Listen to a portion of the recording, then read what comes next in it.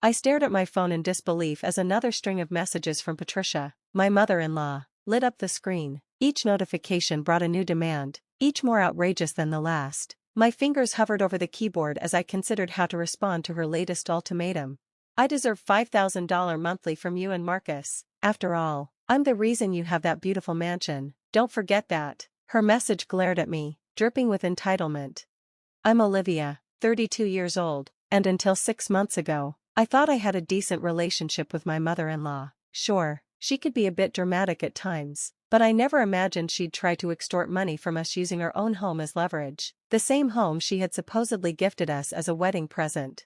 Looking back, I should have seen the signs, the way she insisted on handling all the paperwork herself, how she dodged our questions about the previous owners, the mysterious phone calls she'd take in hushed tones, stepping away whenever Marcus or I came near. But I was too caught up in the whirlwind of wedding planning and the excitement of moving into our dream home to notice these red flags.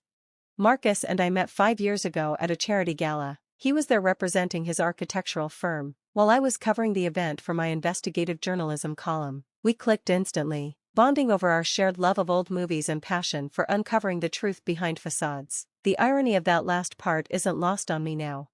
When Marcus introduced me to his mother Patricia, she seemed welcoming enough. She was a real estate agent with a reputation for closing impossible deals, always dressed impeccably in designer suits with not a hair out of place. "Oh darling," she'd say, air-kissing my cheeks, "you're exactly what my Marcus needs, someone grounded and practical."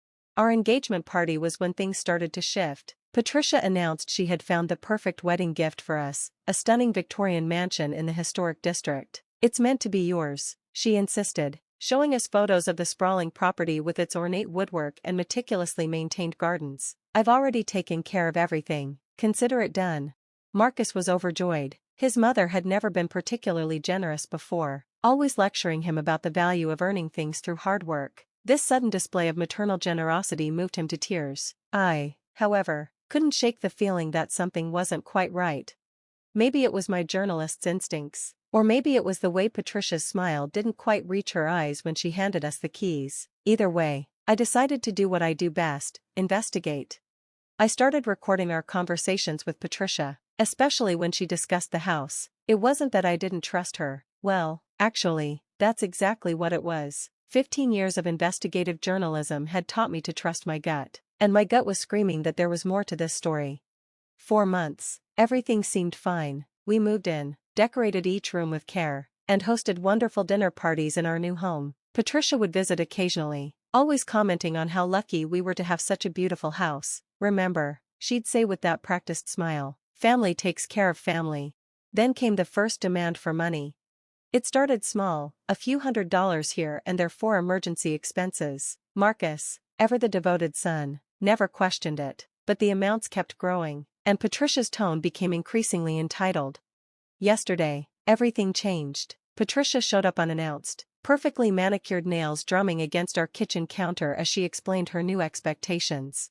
"Listen, darling," she purred, "I've been thinking, this house is worth millions, and I made it happen. The least you could do is show some gratitude, say, $5,000 a month?"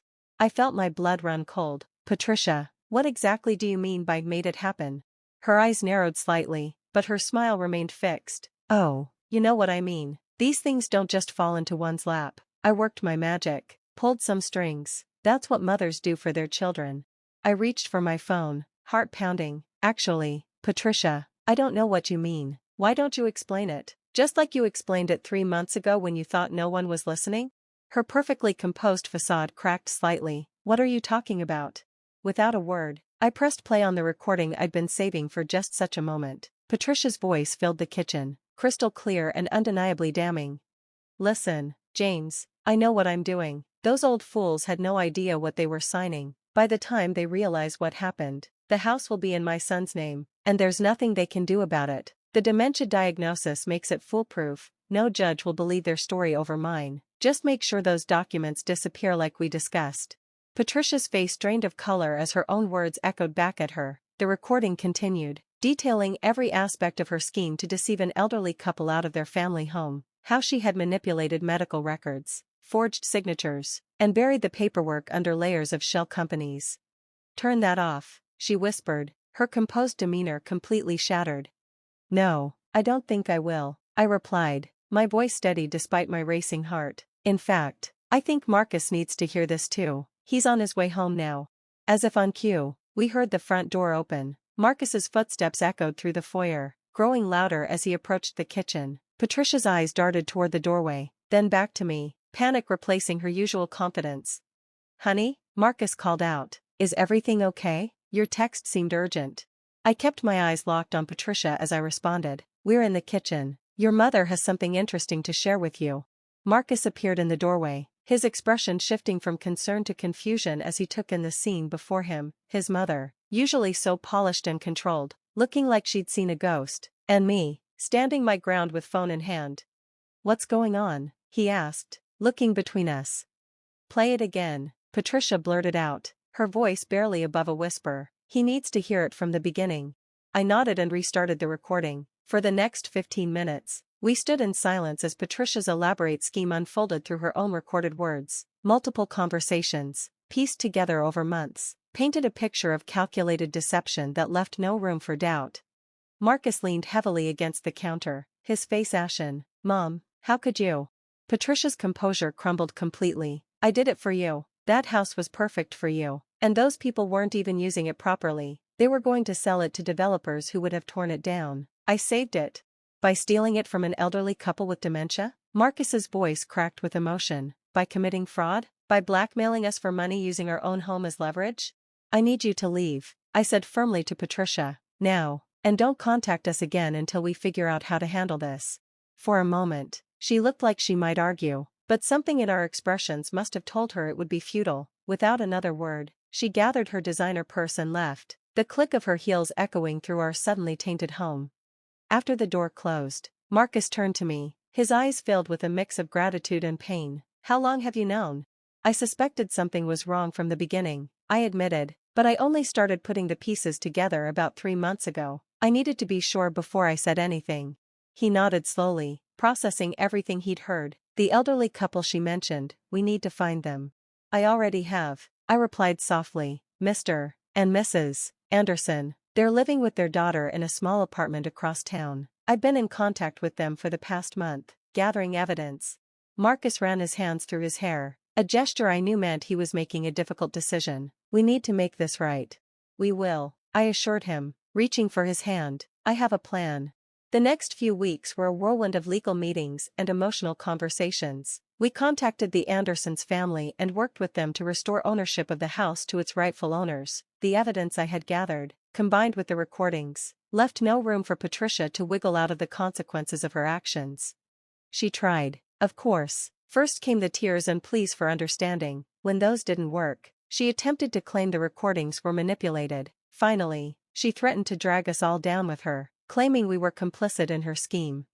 But I had been thorough in my investigation. Every document, every conversation, every piece of evidence pointed solely to Patricia's guilt. Her real estate license was revoked, and criminal charges were filed. The local news, tipped off by an anonymous source, not me, for once, ran the story for weeks.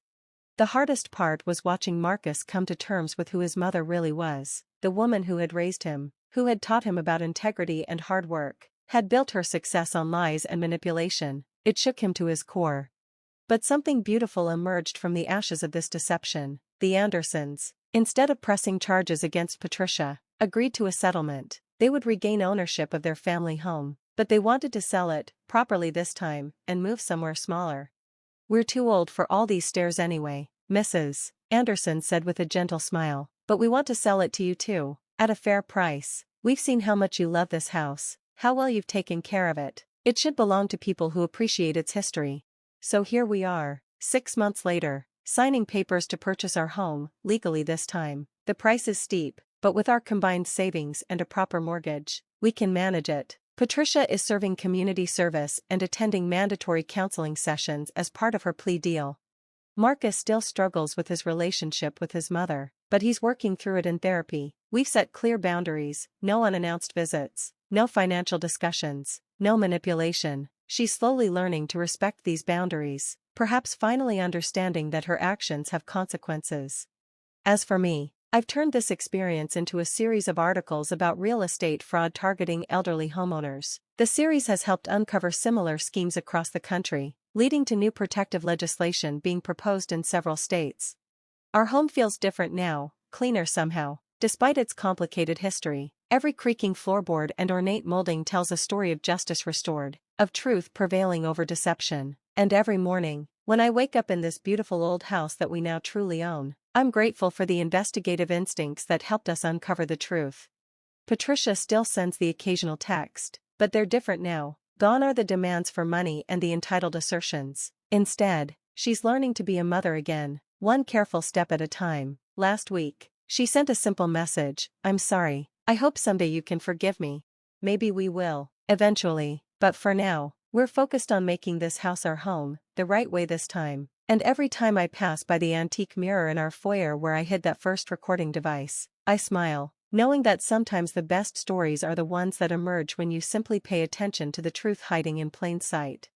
The Andersons come to visit occasionally, sharing stories about the house's history and the generations that grew up within these walls. Their grandchildren play in the same garden where Patricia once plotted her scheme, their laughter washing away the lingering shadows of deception.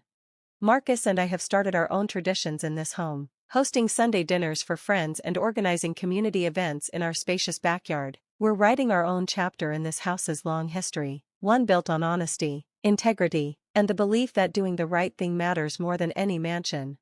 As I sit in our library, finishing this account of what happened, I can hear Marcus in the kitchen preparing dinner. The sounds of him humming off-key while he cooks fill me with a profound sense of peace. We may have taken a complicated path to get here, but we're exactly where we're supposed to be. And that $5,000 monthly payment Patricia demanded? We've decided to donate that amount every month to a foundation that helps protect elderly homeowners from real estate fraud. Sometimes the best revenge is simply turning someone's greed into a force for good. The doorbell rings, probably the Andersons arriving for their weekly visit. As I get up to answer it, I catch a glimpse of my reflection in that antique mirror. The woman looking back at me isn't just an investigative journalist anymore. She's someone who understood that sometimes the biggest stories start right at home. Life has a funny way of teaching us lessons we didn't know we needed to learn. Through this whole ordeal, I've learned that home isn't just about the building you live in, it's about the truth you build your life upon. And now, finally, our truth is as solid as the foundation beneath our feet.